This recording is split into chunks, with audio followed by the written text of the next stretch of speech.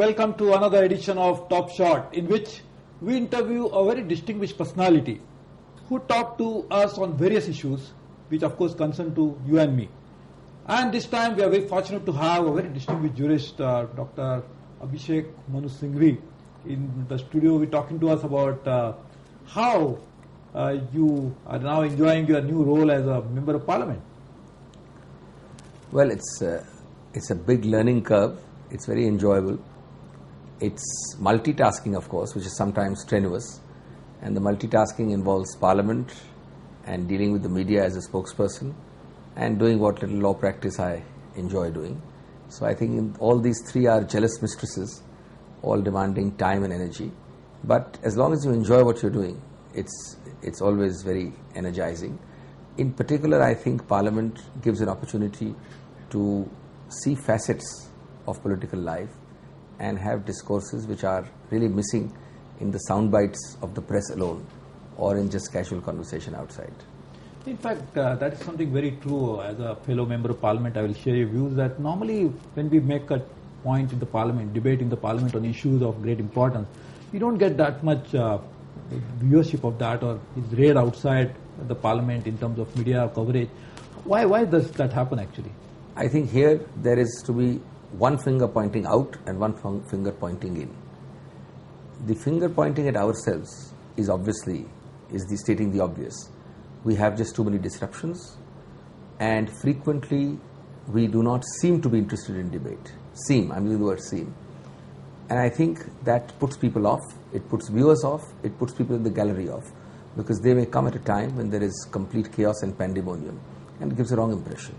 But there has to be two other aspects which we forget. One is the finger pointing out. The press is no less responsible. There are some extremely important, very useful, very in-depth research debates. I have sat through them several times between 2 and 5 in the afternoon session, frequently in the pre-lunch session as well. A serious debate, even in the pre-lunch session, even on an important issue. I want to make 2 points here. One, take the Indo-US debate or on the nuclear deal, or take the reply to the president's address, or take internal security, or take office of profit. Yeah. These are all debates which I have done, so I am speaking on them. The reporting system is such that the print media hardly reports it. The two things reported are, one, at the most, the minister's winding up speech. Okay. Two, at the most, and that too not frequently, the opening batsman, which is from the opposition. Yes. The nitty-gritty of the debate and even the opening batsman from the opposition hardly gets reported. Yeah. So the press has to ask itself, they will report a sex scandal, they will report a spicy news, they will report a inconsequential trivial news. How much space? They have a fixed space. Page X, 5 columns, 3 columns, max, for all parliament news. Yeah. All parliament news means everything should be clubbed together and reported. So the essence of the quality of the debate is lost, and I think the press owe it to the nation to improve their reporting systems. If you can give so much space, not only to ads but to sensationalism, give some space to sense and little less space to sensationalism. In fact, I also heard so many excellent debates in the parliament which influenced me so much personally. But next day I was just opening the newspaper and I didn't even find a mention about a speaker having spoken in the parliament. That's something I think we really need to do. But as a member of parliament, do you think that when you make a very good point in the parliament, and I've seen that you're doing that on many occasions, do you think it has any influence on government's functioning? Because the job of a parliament essentially is to exercise control of the executive. How responsive is the executive to the deliberations in the parliament? Well, I think to be very frank with you, and the sad truth is that yes, that influence is declining, except that you do have a moral influence sometimes. But this is a problem with the parliamentary system itself. Somebody called it a hyphen. A hyphen is created between the executive and the legislature. The executive, when it becomes a subset of the legislature and is a hyphenated link with it, in that sense there is no separation of powers. And therefore, the aggressively antagonistic stands between an executive and a legislature, as you find, for example, in USA or France, will not be available in the parliamentary British system. But that does not mean we have to ask ourselves the question that even in the British system, in Great Britain itself, or indeed in Canada and Australia, the average MP even of the own government which is in power and of the opposition, does exercise a greater moral authority. He exercises also greater practical authority. That is the question we have to ask ourselves, because we can't change the overall system from parliamentary to non-parliamentary, and I don't think that solves the problem either. But certainly we have to ask ourselves why. And the answer is simple. The answer is that we have ourselves, and I don't mean it for any one person, any one party, any one entity. Over the years, we have devalued Parliament as an institution. Tell me, the comment of a Madhuleme, whichever party he belonged to, or of a Nathpai, or of even of a Bhupesh Gupta, carried a different weight in the 60s and the 70s. We have very eminent members today. It doesn't carry the same weight.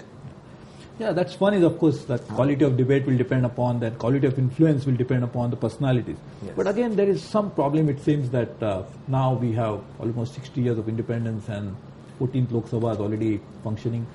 Do you think we should really look into the way our parliament functions vis-a-vis exercising control of the executive? For example, we started the first generation, I call it first generation really, but first time we started when Mr. Shivraj Patil was the speaker, a concept of standing committees. We didn't have before that.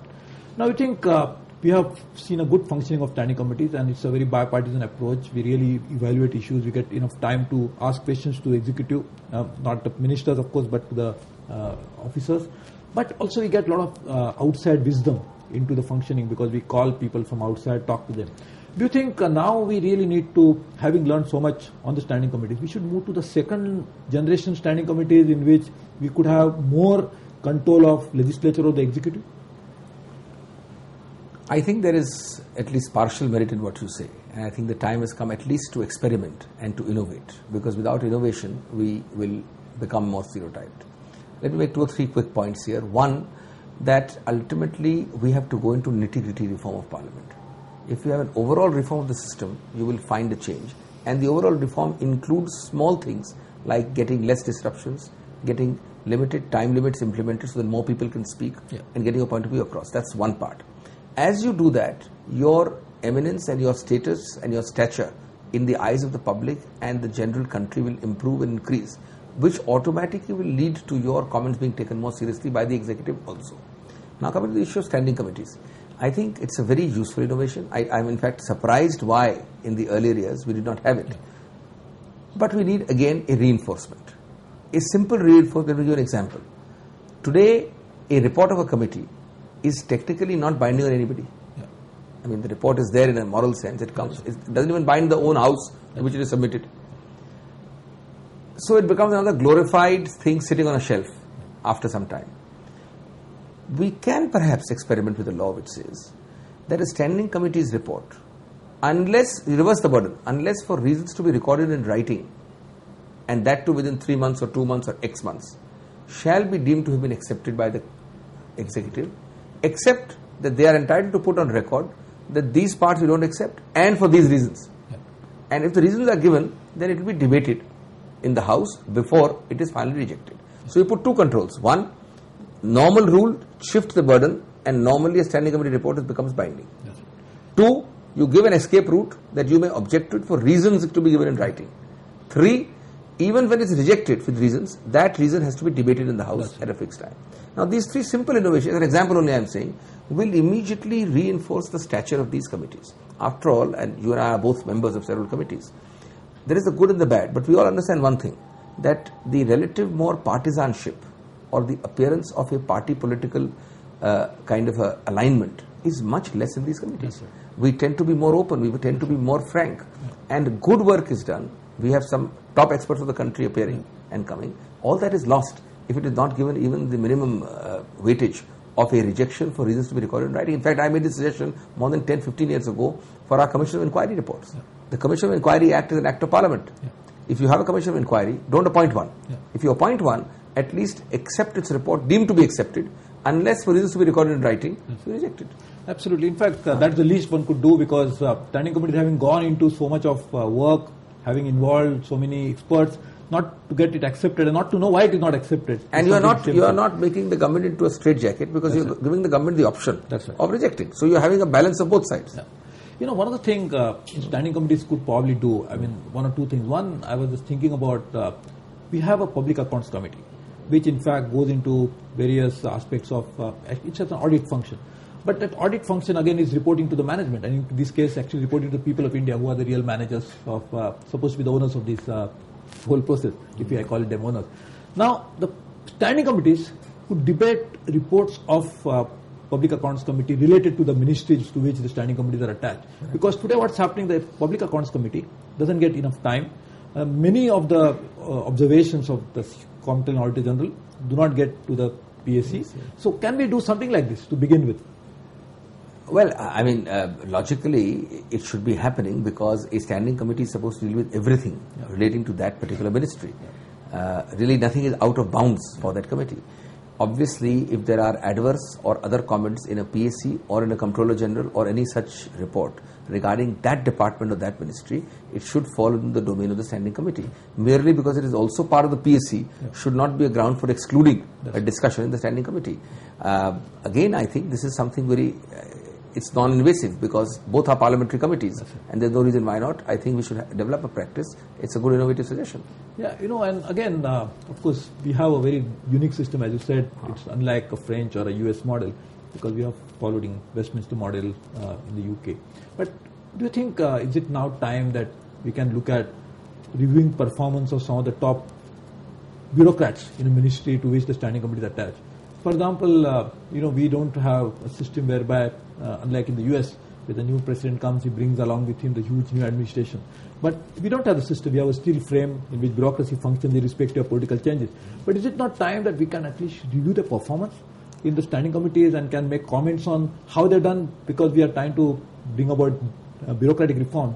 No, I understand the spirit of your question, but I think we have to tread cautiously. We have to hasten slowly in this area. But yes, some things can be. Let me explain how. Number one, we have to live with the system that we are living in a parliamentary democracy, a British model. So it's no point raising the larger debate, should we have an American system, should we have a French system? And frankly, I don't think it's going to solve the problem. If the major problems of the polity today are communalism, casteism, corruption, criminalization, it's not like a magic wand that you change the Indian British system to an American system and do you think you'll do away with criminalization or corruption? No. So, as Palkiwala once put it nicely, he said, when your house is on fire, don't engage in a debate whether you should convert your study into a bedroom or a bedroom into a kitchen. So that may be a futile thing. That's one. Two, however, within the system, reforms should be considered. Now, the reform you suggested just now, there's an interesting aspect. You cannot try to put a square hole into a round peg. If the system is British parliamentary, you can't transplant an American system, the spoil system, for example. The spoil system is not just one idea. It comes with the whole system, a whole package. You appoint your own people, they need not be elected members of parliament either way, etc., etc. You can't have that system here. Equally, the separation of the bureaucracy, and in our British system, there's an interesting old constitutional principle that the bureaucracy is anonymous. That's a fiction, whereby the entire bureaucracy culminates in the minister, who takes the responsibility in the house. The attack and the answerability of the minister, the accountability is his. The bureaucrat in that sense is not accountable. The head of the ministry. The bureaucracy is not accountable to the legislature because it is accountable only through the minister. So in that direct sense, we don't have a scrutiny. But these old fictions, I agree with you, need to be challenged and relooked at. Let me put it like this, that all other organs, especially the political one, is far more accountable today. With all the ills, I am not condoning the political system because there are a lot of ills in it and there is corruption. But with that corruption, there is accountability. There is much less accountability in the bureaucracy. And methods to increase their accountability should be there.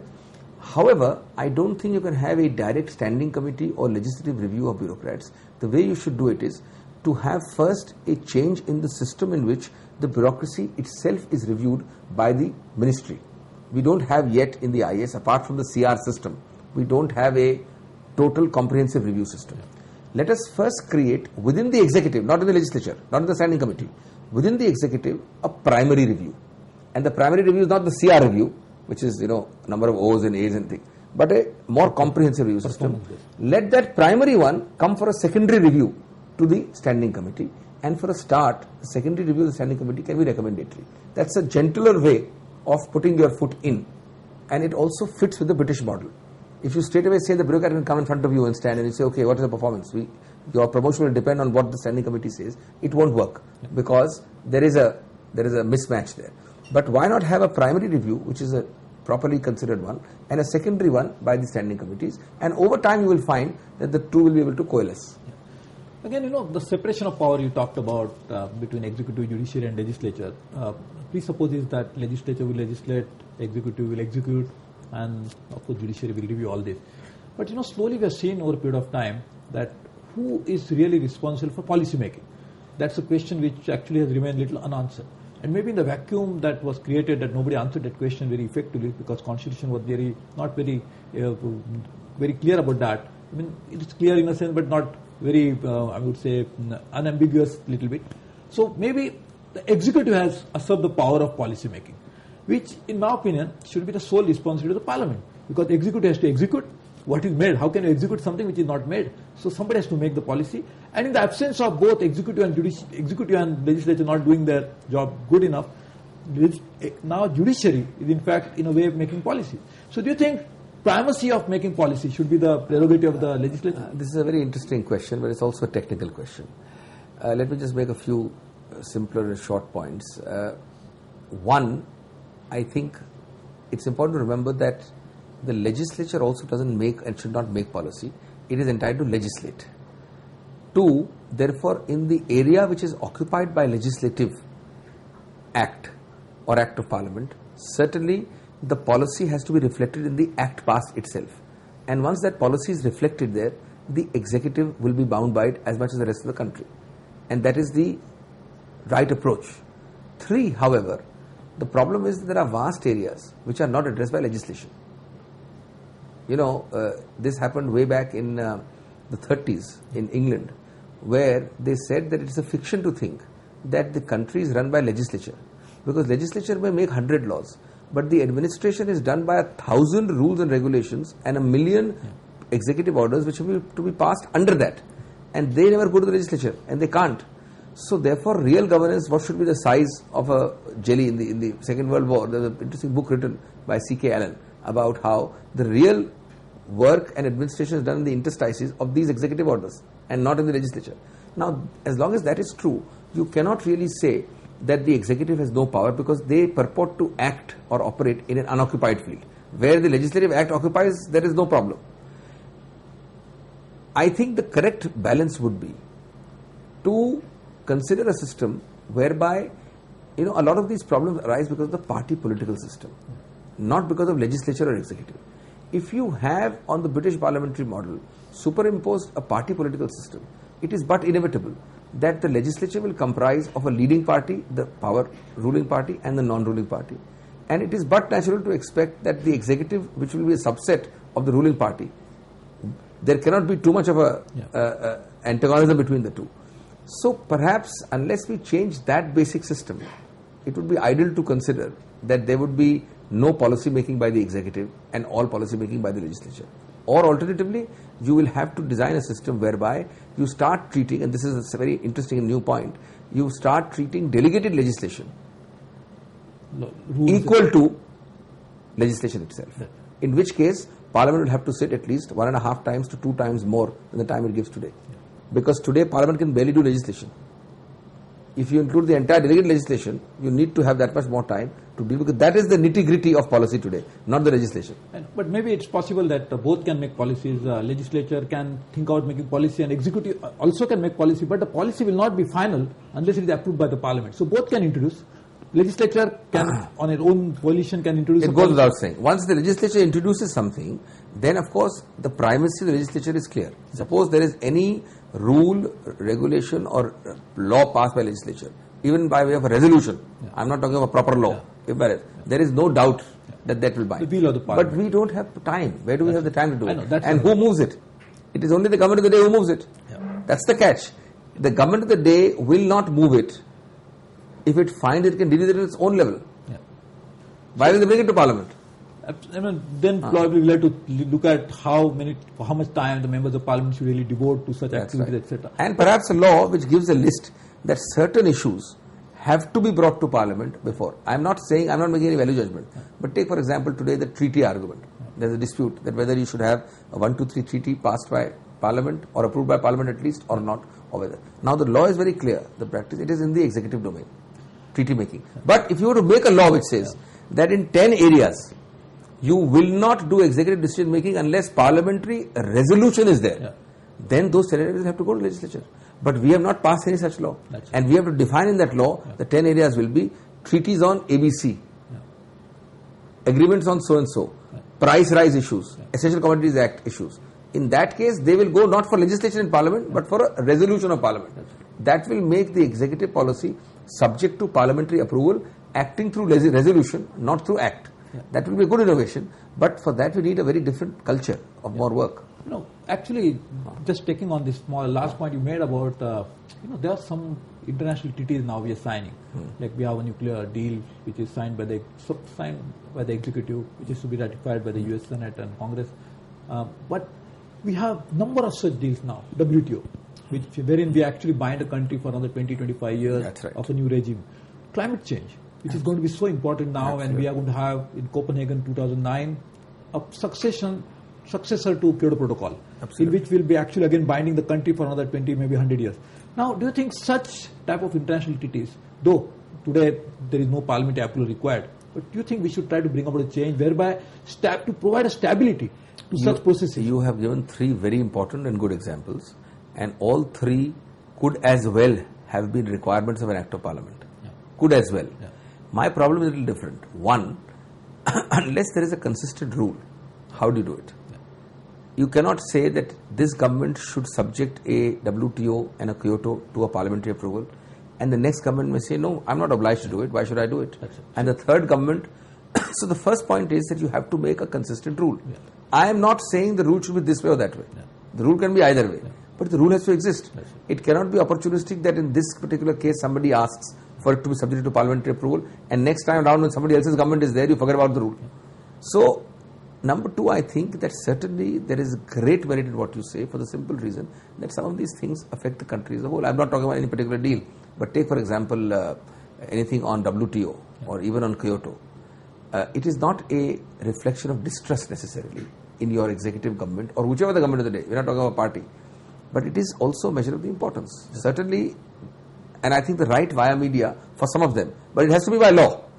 A parliamentary act has to say that we further say that in these 10 areas, any decision taken will not need a law, but will be subject to parliamentary approval. So I think you have made a point that we should try to change some of these things by making new laws, and I think I will just take a short break and we'll continue the talk that we are having, very interesting talk on how the parliament should be functioning, how it can reflect the aspirations of the people. We'll come back. Don't go away. We are talking to Dr. Abhishek Singhvi.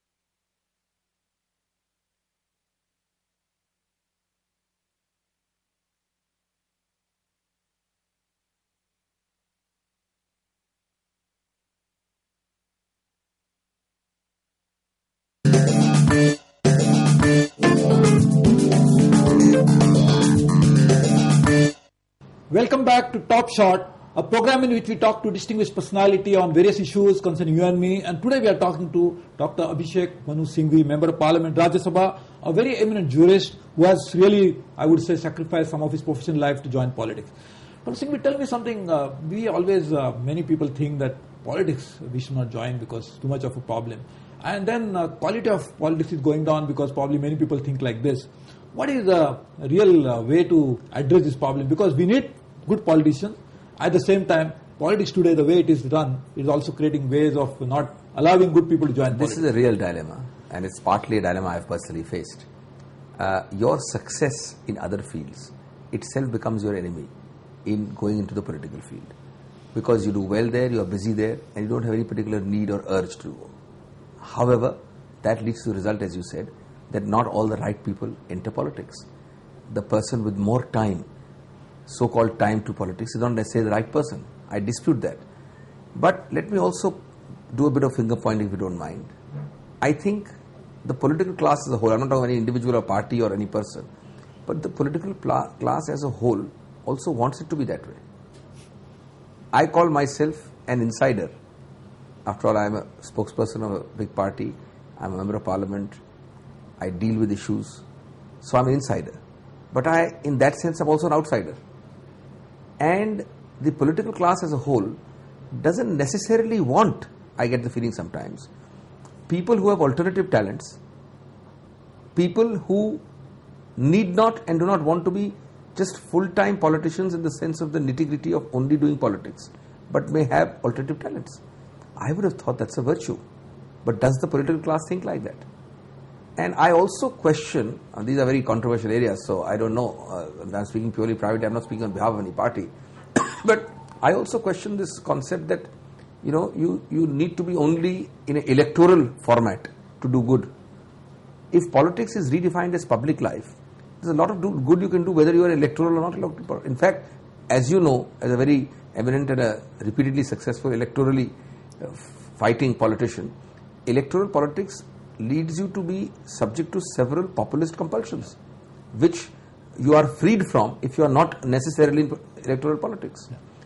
As we said jokingly in a debate that you should not think of members of parliament not only as unemployed casuals, but also as unemployable. So if somebody has a talent as a doctor, as an architect, as a very eminent management consultant, or take yourself, so many technical issues you deal with, a chartered accountant, why should that be disqualification? Now the usual answer to that is, it's a disqualification because, he doesn't have time. But he has time for everything which you give him. Yeah. He does everything which you give him, but he also has an alternative life which he tries to maintain with integrity and with enjoyment. Why should you grudge him that? I think this is a question which the entire political class as a whole, because there's no point lamenting you don't have good people. Yeah. You will not have good people if you put a kind of a implied bar. Let me tell you, there is an implied bar. Yeah. In fact, right now, unfortunately, if we introspect, people outside don't like politicians anymore. But as you and me have seen, there are many, many good politicians, including very distinguished members of parliament, who are really doing a good job, and really very genuine people I have seen come across. Do you think, on one hand, we talk about sovereignty of parliament as an institution over everything else, they are the supreme. But members of parliament individually are not as powerful as they should be.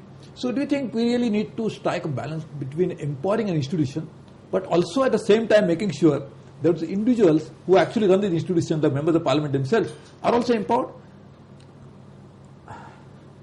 Well, I think really the answer is that there is a overall collective devaluation of parliament over the years. If the whole institution is devalued over the years, and I don't mean it as any accusation or insult, but it's a fact, it's a reality. Less debates, more time wasted. Parliament is still very good. Go to the state assemblies. You know that about 50% probably of state assemblies in the country meet for less than 2 months a year. 2 months in a 12-month period. Yeah. Parliament meets for 5.5 months. During that time, how much time is left or lost, we don't count. Now, if over time the temple of democracy for debate and discourse, somebody called it the grand inquest of the nation, becomes diluted, then how can the constituent elements like you and me be individually empowered? Yeah. So I think the answer is the same. Collectively we have to think that if you call yourself a parliamentary democracy, you are virtually erasing one out of the two crucial words. Yeah. It's a democracy, but it's not a parliamentary democracy. Yeah. Then what kind of democracy is it? So this is actually a pillar of democracy itself. And this is something, it's individually each member of parliament is responsible. So I think we really need to bring about change in that. And today we are seeing as lawmakers. And in fact, our responsibility really ends by making law. But actually the work begins when the law is made, because that's where the executive takes over and starts implementing law and try to do it. We are seeing a general huge deterioration in governance generally in the country, which is also one of the reasons why we are seeing huge Naxalite activity growing in different parts of the country, because people don't get justice, so they go to the elements which they think can provide them justice. So you think the governance is something which is again at peril, and we have a serious challenge to deal with issues related to governance as such? Well, I agree with you and I disagree with you. And there's an